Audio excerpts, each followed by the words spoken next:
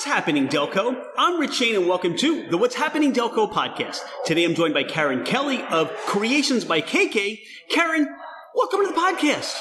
Thank you. How are you today? I'm awesome, and we're so happy you're here. Karen, what do you do? So I make handcrafted and novelty soaps, bath bombs, scrubs, balms, lotions, basically any kind of bath and body product. I just started making masks, and I just do all make all the things that you need to be able to relax. So how did all that get started for you? So I had a career in radio, and I have a lot of pain issues. I have RA, I have a nerve disorder, and I couldn't be relied upon to work a 9-to-5 anymore. Just the stress would cause more pain. The stress that corporate world brings, that is usually unnecessary stress, would keep me up at night. I wouldn't be able to sleep, and I can work in pain. I just can't function without sleep. So I was actually put on disability, but I don't sit still well. So I used to go to Lush, and I would buy products for my clients and myself. I would go in there and spend $500-$600 like it was nothing. Wow. And I couldn't do that anymore. That's why they call it Lush. Yes. I couldn't do that anymore. So I started making things myself. I even make a pain lotion myself because I can't afford the dispensary prices. How did you learn how to do that? Research. Okay. I've done a lot of research. I've taken holistic classes. Basically, online, there's a ton of information out there. And if you go to the right sources, you can really find good, clear information on what to use in soaps for what issues, what problems. And that just evolved into making scrubs, to making bath bombs, to even making a lotion that has CBD, THC, and lidocaine in it to use for topical pain. Now, when people shop with you, what can people expect about the experience? Is it online? Do they shop with you directly? How do they find you? So I am online. I have an Etsy shop, and I do sell a lot that way, but it's usually the novelty stuff that brings people in that way. They're looking for something specific, such as, like, I have 4 pugs. So I started making a pug-shaped soap because people are searching pug. If they search soap, they're going to get a lot of people. So I needed to find something to differentiate myself. So people would search pug, and they would find my pug soap. And if you own pugs, you buy anything that has a pug on it. So they would buy the pug soap, and then they would see my other items for sale and slowly become customers. But my favorite way to get customers is by doing pop-up sales, craft shows. I like to meet people one-on-one and talk about their issues. I've met people that have problems like eczema, psoriasis, sensitive skin, and they can't find a soap that works well for them. Well, I make a donkey's milk soap that's got natural retinol A, has no dyes, no scents in it, and it works great. I mean, I've had great results with it, and I charge a lot less than what a dermatologist charges, and it's when I get a customer like that, it's very satisfying. Someone I can help. So why Delco? What is it about Delco that's so special to you? I grew up here. I grew up in Ridley Township. I live in Ridley Park. Delco is very unique. I even make a Delco soap that I sell more of than I care to admit.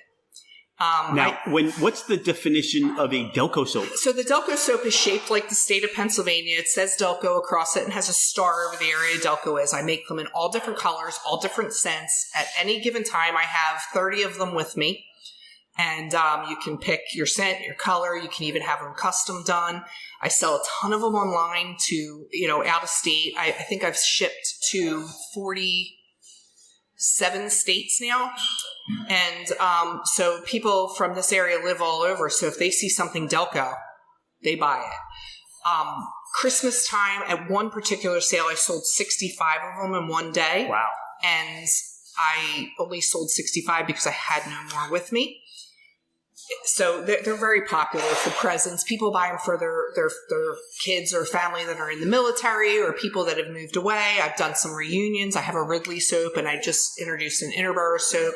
So I'm branching out a little bit, started doing them for reunions and different things. And people really like to have something they can identify with from where they're from. And it makes them feel special. This really sounds like it's grown into just something that you did off of disability to something that's even more full-time than what you were doing before. It really isn't, because I can do it when I'm able to do it. Okay. So I do maybe one sale a week. During the holidays, I do 2 to 4 a week, but basically during the year, it's one sale a week. I spend the time between Christmas and Valentine's Day restocking my inventory. I can do it at my own pace. It's not very taxing on me. I enjoy it. I sometimes say it keeps me from killing people because it keeps my mood elevated. It keeps me from getting frustrated. Tell you what, you've got some great soap to share in prison if you ever go that route, but don't do that. I don't think I could actually hurt anybody, but it's just sometimes it's a mood elevator is what I mean by that. It keeps me happy. It keeps me active. Again, I don't sit still well. I have chronic pain, and I don't take pain medications because they don't agree with me. So I just it's my therapy. Talk about an aha moment when you realized you were onto something. Was it just once you investigated and did the research on the soap, or the combination of things, or the reply that you got from your customers? What was some of those aha moments for you? It was when I started going out in public and meeting people and talking to people about issues they have with their skin. It's something that I've always been interested in. I've always been a product person. Use good stuff on my skin. I don't use generic products on my skin. I love taking baths, and I love pampering. And so it's something I was always interested in. But when I got out and started talking to people and found things that would help them, things that they enjoyed, things that they need, I started adding products. And when I started getting the repeat business, I get a lot of repeat business on my soaps. I have a subscription plan that I have. I have a woman in North Carolina that spends crazy amount of money with me every month just because she loves my products. I don't charge a lot. I don't make a lot of money from it, to be honest, but it keeps me in the public, keeps me active. My pain medicine, my pain lotion, helps a lot of people with topical pain relief, and that makes me feel good when I have someone call me and say I need 10 bottles because the dispensary charges $40 to $70 for it and I charge $15. That makes me feel good, and that makes me know that I'm doing what I'm supposed to be doing. I've reduced the stress in my life, and this is what I kind of do for fun, and it's maybe a few extra bucks. You've kind of touched on the thread of information as far as some of those answers, but besides your pugs, what gets you up in the morning? What motivates you? What excites you? Probably doing things like organizing events or booking shows, hanging out with my friends. I love having dinner parties. I love having people over. I'm a people person. I love interacting. I come here to the brick house and see the people here. There's young kids that work here, and they're just great, and they have so much good energy. When I used to work in radio, I had that from like the interns, and it was just nice to be around that. You know, people tend to think this younger generation is lazy, but everything I see is the opposite. They hustle 2-3 jobs to do what they love, to pay off their student loans. They did everything right, and now they're struggling because they did everything they were supposed to do, and it's not working like it used to, the system, I mean. So, yeah, it's people. I love being around people. And you feed off that energy, right? I feed off good energy. If I meet someone People that has you. good energy, I love being around that. I've done everything I can to eliminate bad energy and stress from my life, and I've never been happier. It's amazing. Okay, now you've been making these soaps and the balms and the masks and the scrubs. Was there a time, at least when you got started, that there were some challenges or things that you had to overcome, some struggles that you may have said, I'm not doing this, I may go a different direction? Yeah, I mean, I have a top 15 soap, but I didn't just make 15 soaps. So there were certain combinations that sounded good on paper that didn't work out. And, you know, I had batches of soap that I either donated or just got rid of because I wasn't happy with the way they work. I like to look people in the eye. So I want to put out a product that works well, that's affordable. Never going to take money from somebody if I don't feel good about what's behind it. I did that in radio when I was asking for hundreds of thousands of dollars, and I do it with a $6 bar of soap. Where do you see Creations by KK over the next couple of years? What's your desire for your business? Where would you like to see it go? It's not, for me, it's just about having the product in people's hands. And I'm starting to plan events, getting involved with vendors, helping people grow their business. For me, I don't have these lofty goals of, having my soap in every store. I like where I'm at. I like being that local soap person that people know and they say, hey, I got something for you that's going to work. Or people come to me for gifts or schools for donations because they know my products now. I like that, but I like helping other crafters. I'm working with some people that are doing a craft show that I'm involved with. Talk about some of these, because you sound like this is not just a one and done planning of an event. Right. It sounds like you're really engaged in creating multiple events over the course of the year, right? So talk about some of the event creation that you do. So I developed a partnership with the Brick House in Ridley Park. I do a lot of pop-ups there. And Denise is going to be one of the guests on the podcast. Absolutely, too. And she's wonderful, and her husband John is great too. They're just really great people. They've cultivated a really good staff here. The food, I joke with them, is it's a step above anything you'll find locally. It's like something you would find more in the city.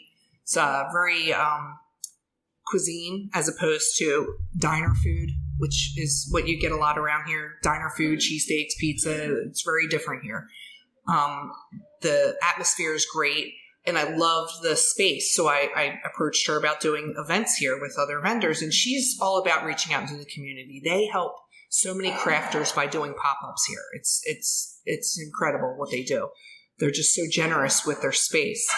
So we're going to do an event. We're going to have vendors, different crafters, and make it a happy hour event. We're working with one of the local bars. We can't announce yet who it is, but they're working on a catering license, so we can do just a little bit of beer and wine to make it a little social happy hour fun thing, get the community together, and introduce them to all the local crafters in the area. We do have some direct marketing companies because, people like that. It kind of rounds out. I've worked really hard to round out who's there and what they're bringing. So there's a nice selection of items to choose from that night. We're going to do some raffles and just and the goal is to make this one a success and do more of them, perhaps a spring and fall event every year, and kind of brand it. Well, this is really something to look forward to. Yeah. And the idea that really what you're doing is you're bringing in the community. You're helping out. And that seems to shine and resonate in your personality. Sure. You want to see everybody do well, don't you? I do. I'm working with a couple of the vendors that have never done events. They sell online, and just what their table should look like to make their displays look better, because all that does play into sales. Marketing is my background. So everything I do comes from a marketing eye. And I just want everybody to do well, and I want the event to look good, and I want my name on it. But also, it's very important to me with having the Brick House involved that I do them proud too. Their reputation is really good in this area, and it's helping bring the event along. And I don't want to do anything that would hurt that reputation. So I'm going to knock this one out of the park because of who I'm involved with. Speaking of marketing, is there a scent or something that you still wanted to do or haven't done yet, or is on the horizon with your product that you're looking forward to working with? I like the more creative sense. So I do a lot of fruits and flowers and just, baby powder and vanilla, but also lemongrass and lemon and, getting into that. But I like the more adventurous sense, like some of the, I'm thinking bacon. I have a bacon scent. There you go. I knew I was feeling that. I have a bacon scent. People don't necessarily want to shower with it. I also have a beer scent, the same issue. But it does make funny novelty gifts. So I've had people buy the Delco soap and have it done in a beer scent. I've done 30th birthday parties with the scent of beer, and it says, I have a mold that says cheers and beers to 30 years. And I've done those in beer scents. People don't necessarily want to shower in them, but I was thinking more like vanilla and tobacco together. Very nice mix. I have a campfire scent that I've used with patchouli, and people either love or hate patchouli. I'm not a fan, but I get requests for patchouli all the time. So I kind of want to have something like that set aside so that when I do get that customer, I can say, yep, I got it for you. That sounds exciting. Yeah, different sense. It's fun. It's like playing chemist. Yeah, I would imagine so. Now, with all that's going on with you, how do people find you? You mentioned an Etsy store, a website. What are all those addresses that people can find you to shop with you? So my Etsy shop, yes, my Facebook page, and my Instagram are all at Creations by KK Crafts. For some reason, I wasn't able to just get Creations by KK. But Creations by KK Crafts. KK took that, and yeah. I'm the original KK. Is there anything that we haven't discussed on our short time together here on the podcast that you want to let people either know about you or know about your business? I do a lot of custom stuff. So I actually have 3 or 4 customers that I make custom soaps for. They have their own blend. We've talked about their skincare needs, the scents they like, and I've made their own soap. And they buy them in sets of 6 soaps. So I do custom blending with soaps. I can do showers, weddings, anything, graduation parties. If you're looking for favors, I can do custom work. I can make really, really pretty soaps. I can do really generic soaps. I can make just about any shape you want. If it's soap, you can do it. That's what sets you apart. I love doing the custom work. Well, this has been delightful. I am so excited that we got to sit down and meet you and talk to you and learn about all that you're doing, and can't wait to hear more about your successes in the future. Thank you so much, Karen. Thank you.